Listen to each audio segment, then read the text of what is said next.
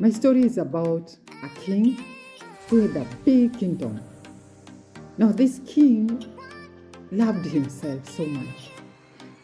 One, he loved to go swimming. Then he loved to eat, not only eat, but he loved eating well. It is good to love eating well. And also he loved sleeping. And we are told the king often he would wake up in the morning, he would receive the report of the kingdom, and then after receiving the report of the kingdom, he would send his soldiers, his officials to go and take care of the kingdom and the matters that would really affect him. And so him, being the king, he would only delegate his work. Apart from that, the king, we are told, he had a big army, and so he was in charge of the army. Now, when he was alone, the king, he loved, like I'm saying, he loved taking care of himself. And he would go swimming, and there was a big river. And besides the river, we are told there was a big ocean. And so the king, because he loved swimming, he would wake up after managing the issues of the kingdom. He would go and then, together with the wife, the queen, they would go and swim and swim and swim. And because they had servants, after swimming, the king would call out to the servants. And then he would say, "Hey, I want a drink. Not only a drink, I want also food. I am hungry." And so the servants would go, they would jump, and organize. And because he was the king, they would go hurriedly and prepare and bring him the best drinks. They were beautiful, nice looking drinks, And then the food, wow, there were fruits, there were fish, meat, name it. And the best food that you'd want to eat. What is the best food you would want to eat?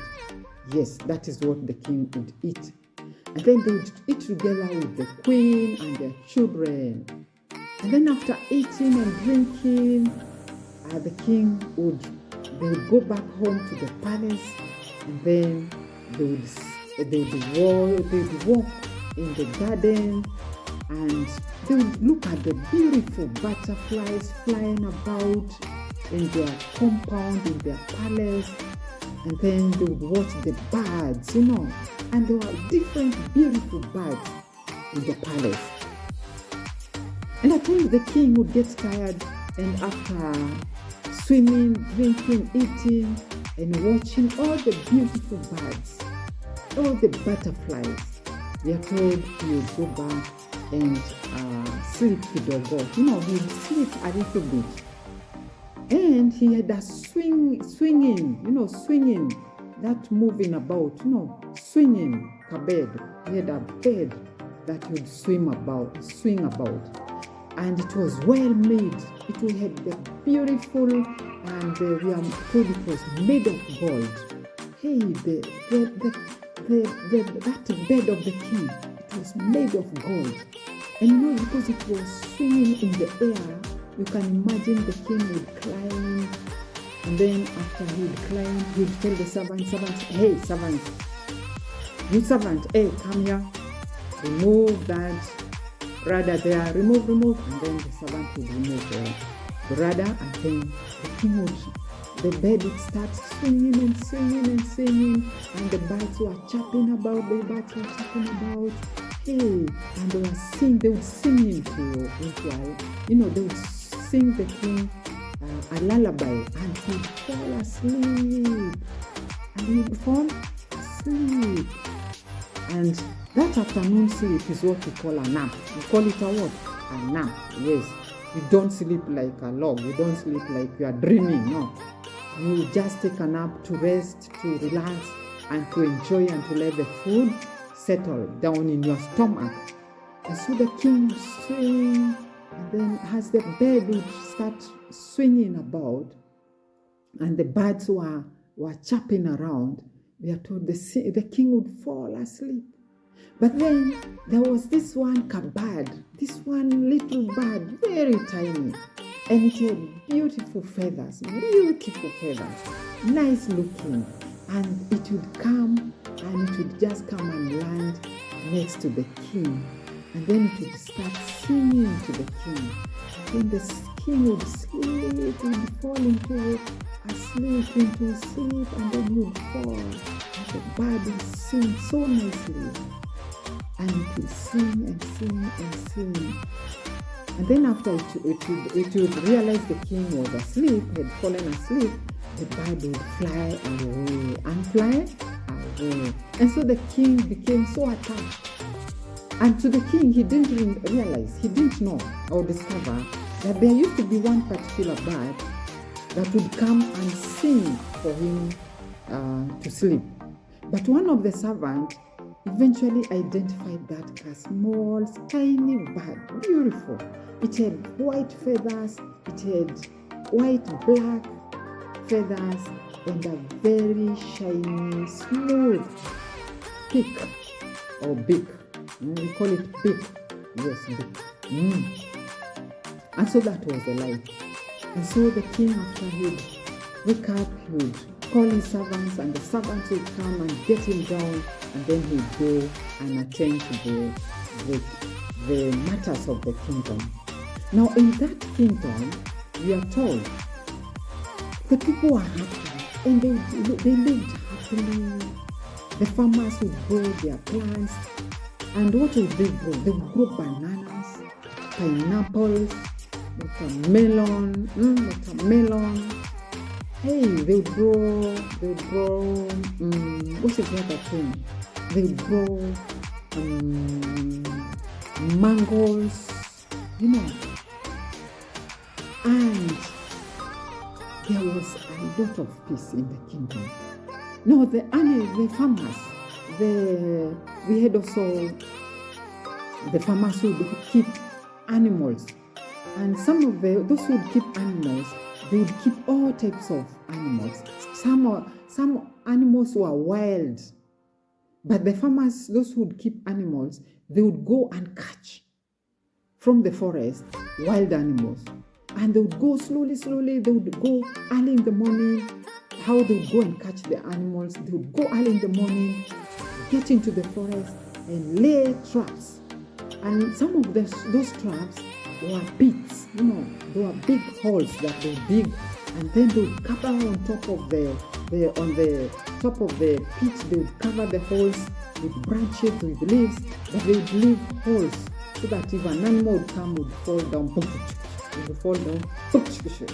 and that was the nature of the hunters. These farmers who were hunters, and so they would hunt. Some would hunt lions, some would hunt tigers, some would hunt hyenas. Hyena is that one, and the hyena is greedy. It's like that one. And so some of these farmers who were hunters, one of them went and trapped and caught a hyena, and then also he caught a very beautiful baby lion. And then we are told he took them and he brought them out as his animals. But because the hyena was a grown-up hyena, it was dangerous. So he caught it very carefully, he put it in a trap, and he carried it slowly back to his house. And he called his sons and told them, now I have caught a wild hyena. I have caught a wild hyena. And hyena is dangerous. It can attack and eat you and devour you, and even eat everything. Not only you, but it can eat all your goats and chicken and everything. So the farmer was careful. So he called the sons, they took the hyena, they built for it a cage, and they put it there. But the baby lion, it was not harmful. It was a beautiful baby lion, a calf, we are told. And so they didn't put it in a cage. So the baby lion grew, it was let loose, and so it would wander, move about, and they would feed it. Often they would feed it with meat because that's what lions are. And the farmer, who is now a hunter, realized that he didn't want this lion to become a wild lion, but he wanted this cub to become just a tamed or a domestic lion. So he'd go and get chicken, and then he'd give to the baby calf lion, and then it grew up eating meat. But it didn't learn how to become like a lion. It was not wild, it was not tough. It was just a very quiet, friendly, and a tender lion, baby lion. And they loved it. And the farm hunter, we are told, he ensured that the baby calf, lion, grew up and it eventually blossomed to become a big lion. And it was not aggressive, and it was not harmful, and it could not attack people.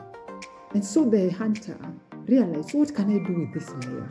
People fear it when they look at it, when they see it, and they are afraid. And so one of the sons told the farmer, Daddy, come here. I have an idea, and a very special idea. I want us to make a zoo and to put that lion so that people can be coming, they watch it, they touch it, they have good time with it, they feed it, and don't you think you'll be getting money? And the farmer agreed to the son's idea. It's good to have a good idea, and it's good to think outside the box. And you're told the farmer, who is now a hunter, was very happy, and things were going on well. Now, one day, a wild hyena, we are told, strayed away from the forest. Now, remember, the farmer hunter now had caught a hyena which was grown up, and he had put it in a cage. But this hyena was a mother to another wild hyena in the forest. And so it kept track of the mother. And we are told this wild hyena that was in the forest, at night it would creep, come into the farmer's homestead, and it would go direct to where the mother hyena was caged in. And they would talk, and they planned how to escape. And this hyena that would come at night, it was a male hunter. It was a male hyena. And hyena is angry, it is bad looking, and it is greedy. And if it's not fed well, like I'm saying, it can eat up and destroy everything that is in the compound. So the hyena that would come at night, which was now the son of this hyena that was killed, it would bring the mother food, and then it should eat. And then one day they planned to escape. The boy hyena came at night and called the father. They came, and eventually they opened the door and they escaped the mother back into the forest. Now, when the farmer woke up with the sons, they discovered, the caged hyena was not there. But why had they kept it?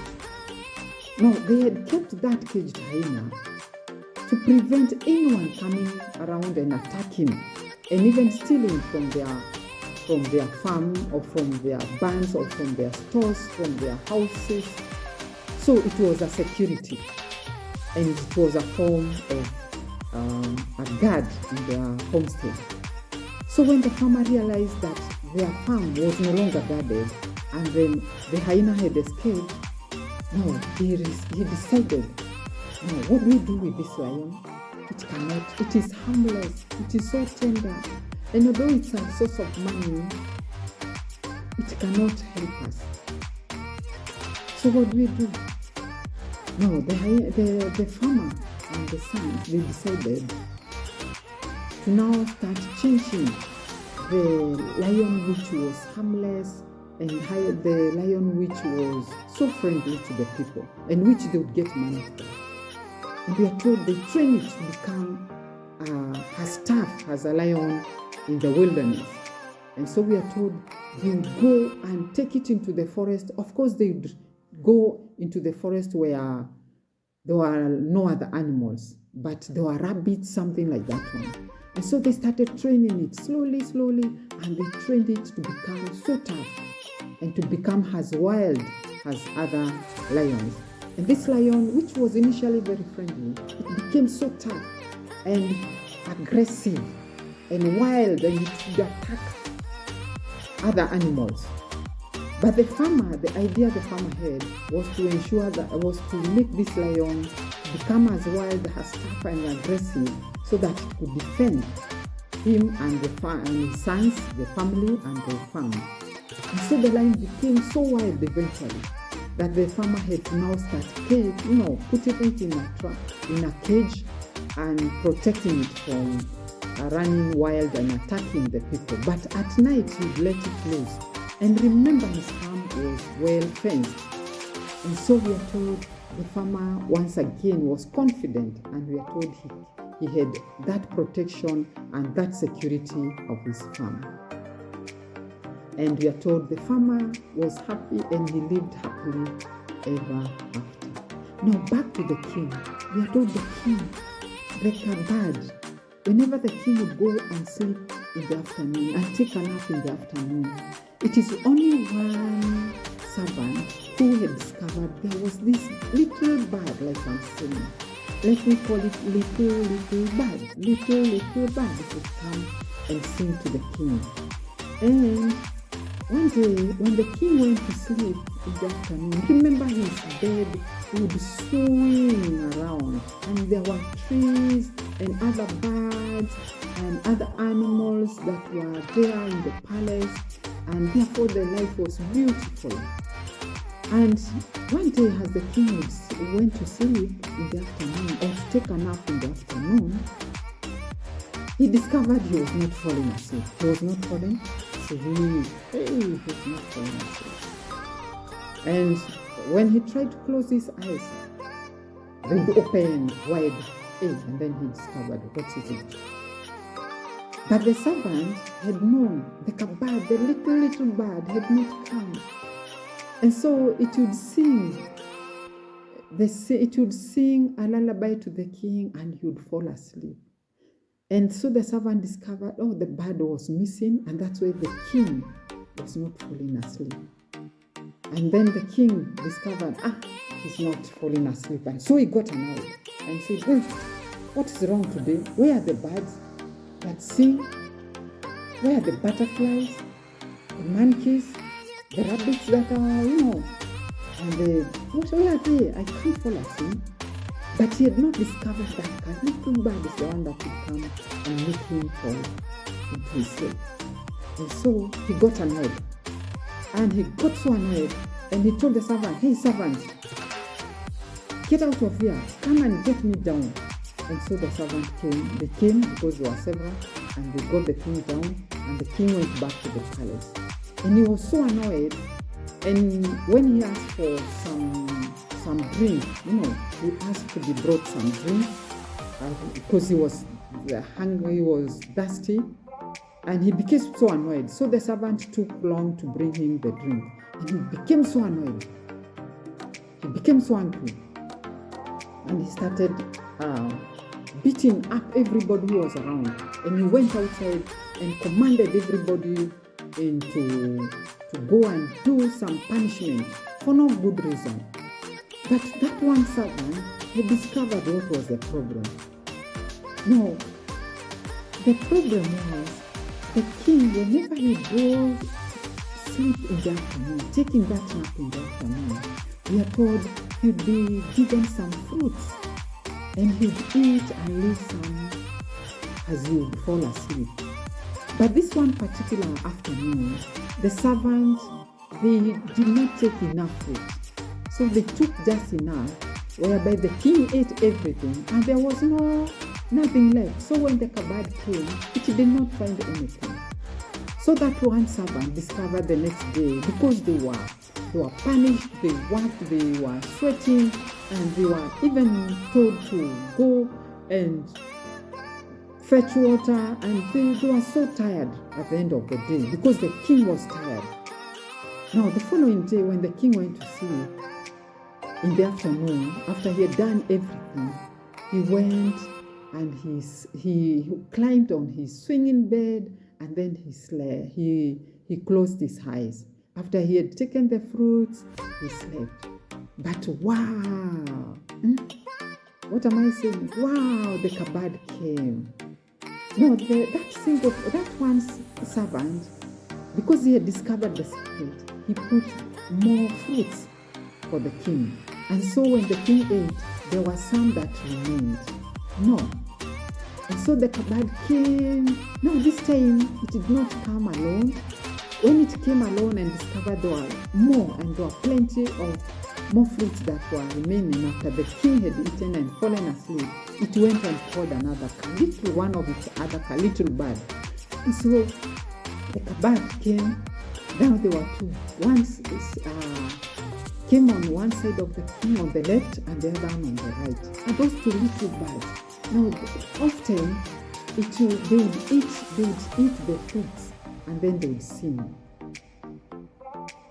Now they came, they ate the fruits, and because there were so many other birds, these two ones now became one on the right and the other on the left, and they ate the fruit. After eating, they started singing. Now they immediately after started singing, the king would fall asleep, and he would fall asleep like a baby, close the eyes and then close, and then he would sleep and sleep. Matthew, it was in an afternoon. Now because there were two birds, he no longer slept for that minute or 1 hour, but he slept for 2 hours in the afternoon. And with time, he discovered he would sleep and start dreaming so well.